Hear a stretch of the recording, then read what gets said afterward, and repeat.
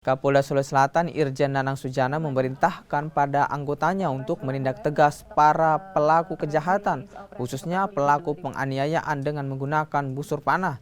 Langkah tegas dilakukan setelah kasus kejahatan dengan busur panah meningkat. Dari catatan Polda Sulsel, selama operasi Pekat terdapat 18 kasus pembusuran yang mengakibatkan luka parah terhadap korban.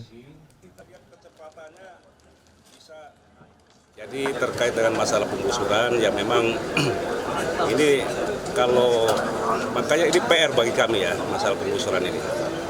Di samping street crime, kejahatan jalanan. Nah, dalam hal ini kami akan melakukan langkah tindakan tegas terukur ya terhadap para pelaku street crime dan penggusuran. Tetapi ketika memang ini membahayakan bagi orang lain, kemudian membahayakan bagi petugas, kami akan melakukan langkah tembak di tempat.